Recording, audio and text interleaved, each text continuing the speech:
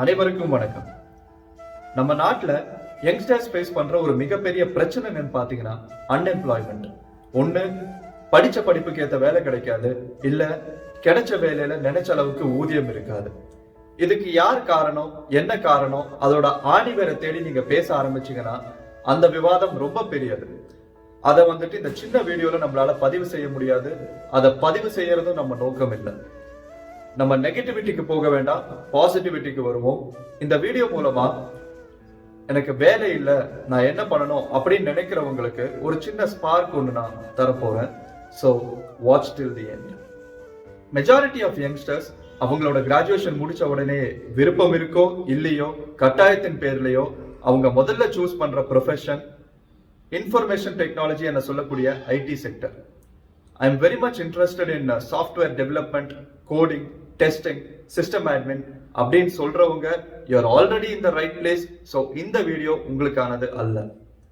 வேற யாருக்கானதுன்னு கேட்டீங்கன்னா, is there any other industry in this nation which recruits considerable amount of people every year so that I can get into it and have a long career ahead? அப்படின்னு நினைக்கிறவங்களுக்கு இந்த காணொளி கடைசி வரைக்கும் பாருங்க. In the last 10 to 12 years, there is one industry in this nation which has been recruiting on an average 5,000 to 10,000 youngsters every year. None other than banking sector.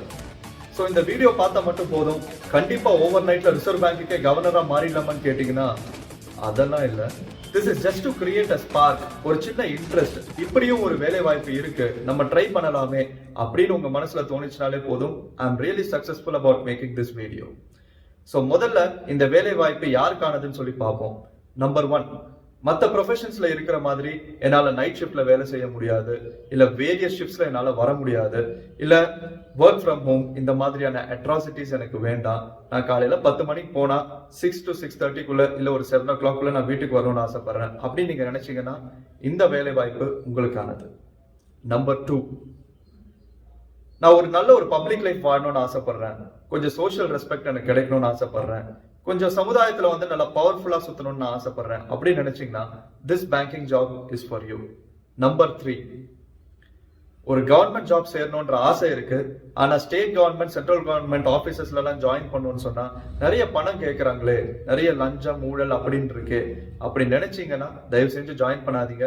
ஏன்னா நீங்க அப்படி கொடுத்து நீங்க அந்த ஜாப்ல உட்கார்ந்தீங்கன்னா மறுபடியும் அந்த பணத்தை நீங்க எப்படி சம்பாதிக்கலாம் குறுக்கு வழியில மட்டும்தான் உங்க யோசனை இருக்குமே ஒழிய மக்களுக்காக எந்த நல்லது செய்யறதுக்கும் உங்களோட மனசு ஒத்துக்காது. Number 4, I have to be financially stable அப்படின்னு நீங்க நினைச்சீங்கன்னா this banking career is for you. And the crucial number 5, social security வேணும்னு நீங்க நினைச்சீங்கன்னா, எப்போ எவன் நம்மள வேலை விட்டு தூக்க போறான் அப்படின்ற அந்த பயம்லாம் இல்லாம I want to stay focused only on my work, என்னோட கரியரை நான் என்ஜாய் பண்ணணும்னு ஆசைப்படுறேன் அப்படின்னு நீங்க நினைச்சீங்கன்னா this banking career is for you. Of course, unless you do not create any fraud in the banking sector, you can enjoy this career as long as you are retired. So these are the 5 eligibilities. இந்த wish list எல்லாமே உங்க மனசுல இருந்ததுன்னு சொன்னா please go ahead with the banking sector. இந்த video கடைசி வரைக்கும் பாருங்க, எப்படி நீங்க இந்த பேங்கிங்ல நுழையலாம் அப்படின்றத நான் எக்ஸ்பிளைன் பண்றேன். ஸோ இந்த வீடியோல நான் ரெக்ரூட்மெண்ட் இந்த பேங்கிங் செக்டர் அப்படின்னு முழுக்க சொல்றது பப்ளிக் செக்டர் பேங்க்ஸை பத்தி மட்டும்தான். அது என்ன பப்ளிக் செக்டர் பேங்க்ஸ்? எல்லா பேங்க்ஸ்லயும் பப்ளிக் இருக்காங்களே, அப்ப எல்லா பேங்க்ஸும் என்ன பப்ளிக் செக்டரான்னு கேட்டீங்கன்னா இல்ல.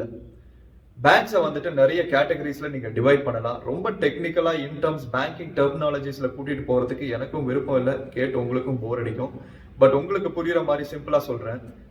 பேங்க்ஸை private sector, public sector, cooperative banks, non banking financial companies, அதே மாதிரி பேமெண்ட்ஸ் பேங்க், இந்த மாதிரி நீங்க நிறைய கேட்டகரிஸ்ல செக்ரிகேட் பண்ணலாம். முதல்ல பிரைவேட் செக்டர் என்னன்னு சொல்லி பாத்தீங்கன்னா அதோட ஓனர்ஷிப் மாபெரும் முதலாளிங்க கிட்ட இருக்கும். Say for example HDFC Bank, ICICI, Axis, IndusInd Bank, Karur Vysya Bank, South Indian Bank, Catholic Syrian Bank, Lakshmi Vilas Bank, Tamil Nadu Mercantile Bank. All these are some examples of private sector. இன்னும் நிறைய இருக்கு ஆக்சுவலா. Federal Bank. Next, public sector வர்றதுக்கு முன்னாடி மற்றதையும் பார்த்துருவோம். Cooperative banks. Cooperative பேங்க்ஸ்னா தமிழ்ல கூட்டுறவு வங்கி அப்படின்னு சொல்லுவோம். இந்த பாண்டிய கிராமின பேங்க், பிரகதி கிருஷ்ண கிராமின பேங்க், ஒவ்வொரு ஊர்லயும் பாத்தீங்கன்னா இந்த மாதிரி சில கிராமின பேங்க்ஸ் இருக்கும். அவங்க எல்லாம் வந்துட்டு கோஆபரேட்டிவ் பேங்க்ஸ்ல வருவாங்க. நான் பேங்கிங் ஃபைனான்சியல் கம்பெனிஸ்னா அவங்களோட மெயின் எய்ம் வந்துட்டு பேங்கிங் கிடையாது, but all financing activities they will be involved with. அவங்க எல்லாருமே நான் பேங்கிங் ஃபைனான்சியல் கம்பெனிஸ்ல வருவாங்க. சே for example Muthoot finance. Finally இந்த பேமெண்ட்ஸ் பேங்க், அது உங்களுக்கே தெரியும், உங்க மொபைல் எல்லாம் இருக்கும். பேடிஎம் பேமெண்ட்ஸ் பேங்க், அமேசான் பே, கூகுள் பே, இந்த மாதிரியான பேமெண்ட்ஸ் பேங்க் இருக்கும். ஏர்டெல் பேமெண்ட்ஸ் பேங்க், அந்த மாதிரி. ஸோ நம்ம முழுக்க முழுக்க பார்க்குற இந்த ரெக்ரூட்மெண்ட்ஸ் எதுலன்னு பார்த்தீங்கன்னா public sector bank. Public sector பேங்க்னா என்ன அர்த்தம்னா அதுல கவர்மெண்டோட ஷேர், கவர்மெண்ட் தான் இதுல மெஜாரிட்டி ஷேர் ஹோல்டர். அதனாலதான் இது ஒரு குவாசி கவர்மெண்ட் ஜாப் அப்படின்னு சொல்லலாம். 1969ல இருந்து 1980s வரைக்கும் வந்து பாத்தீங்கன்னா பேங்க்ஸோட நேஷனலைசேஷன் நடந்துட்டு இருந்தது. அப்போ கிட்டத்தட்ட 21 பப்ளிக் செக்டர் பேங்க்ஸ் இருந்தது. ஸோ இன்னைக்கு இருக்கிற கவர்மெண்ட் அதெல்லாம் மர்ஜ் பண்ணிட்டு very few banks are functional today. So அதுல என்னெல்லாம் பேங்க்ஸ் சொல்லி பாத்தீங்கன்னா State Bank of India, Bank of Baroda, Canara Bank, Union Bank of India, Indian Bank, Indian Overseas Bank, Bank of Maharashtra, UCO Bank, Punjab National Bank, Punjab and Sindh Bank, இந்த மாதிரியான banks எல்லாமே வந்துட்டு public sector banks சொல்லுவோம். So நம்ம பேசுற இந்த ரெக்ரூட்மெண்ட் எல்லாமே வந்துட்டு டுவர்ட்ஸ் தீஸ் பேங்க்ஸ். ஸோ இந்த பப்ளிக் செக்டர் பேங்க்ல நீங்க ஜாயின் பண்ணணும்னா என்னெல்லாம் என்ட்ரி லெவல்ஸ் இருக்கு, நான் எப்படியெல்லாம் வந்துட்டு இந்த பேங்க்ல ஜாயின் பண்ணலாம் அப்படின்னு கேட்டீங்கன்னா there are 3 ways.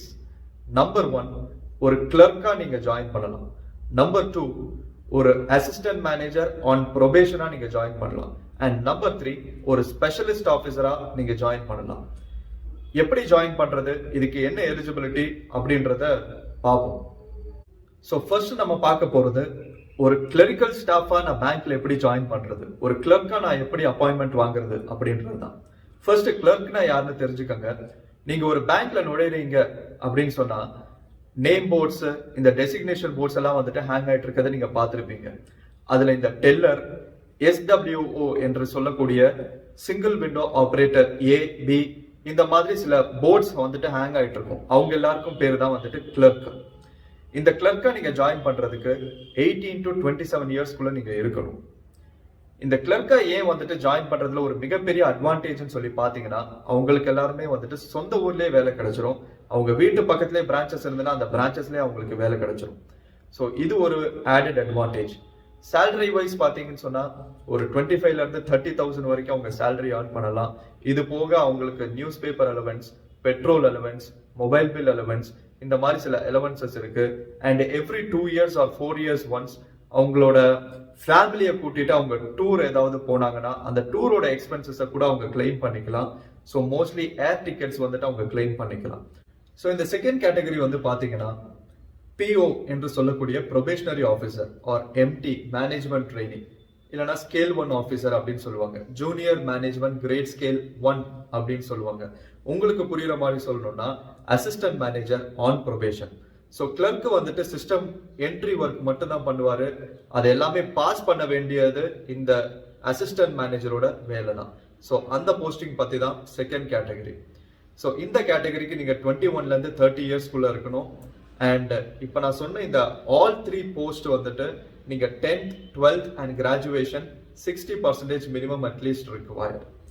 ஸோ இந்த போஸ்டிங்ல வந்துட்டு ஒரு பெரிய டிராபேக், ஒரு டிஸ்அட்வான்டேஜ் ஓவர் த கிளர்க் என்னன்னு சொல்லி பார்த்தீங்கன்னா you must be ready to get transferred once in every 3 years. So ஒவ்வொரு 3 வருஷத்துக்கு ஒரு தடவையும் anyway you must be ready to be transferred.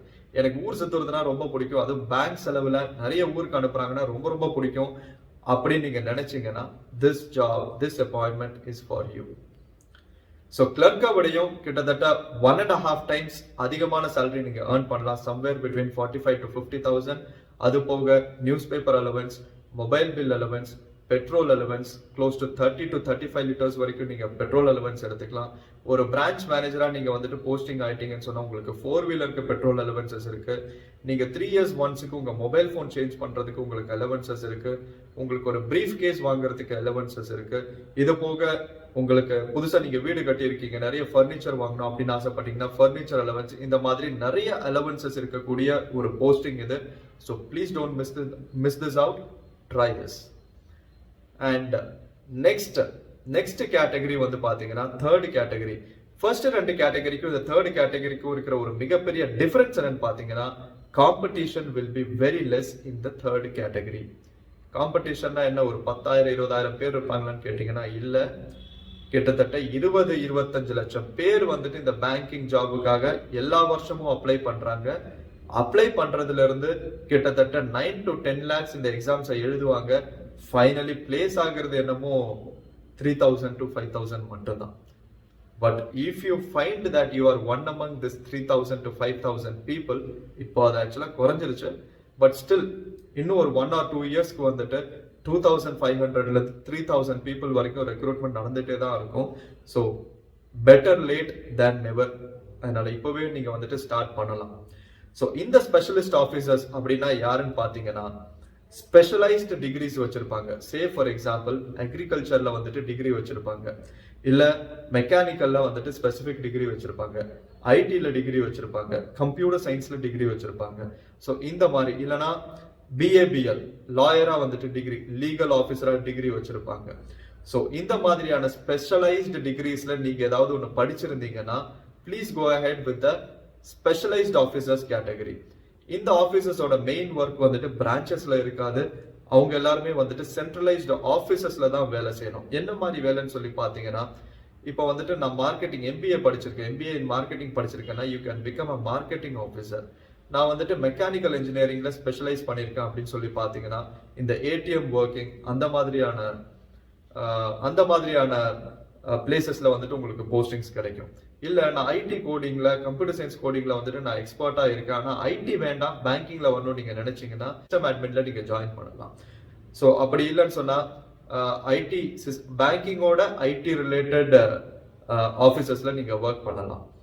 இல்ல நான் வந்துட்டு எக்கனாமில வந்துட்டு ஸ்பெஷலைஸ்டு டிகிரி வச்சிருக்கேன், எக்கனாமிக்ஸ்ல என்னோட டிகிரி இருக்கு அப்படின்னு நீங்க நினைச்சீங்கன்னா ஃபாரெக்ஸ் டிபார்ட்மெண்ட், இந்த மாதிரி அக்ரிகல்ச்சர் நீங்க படிச்சிருக்கீங்கன்னு சொன்னா ரூரல் டெவலப்மெண்ட் ஆஃபீஸர், இந்த மாதிரி ஸ்பெஷலைஸ்டு கேட்டகரிஸ்ல நீங்க உள்ள வரலாம்.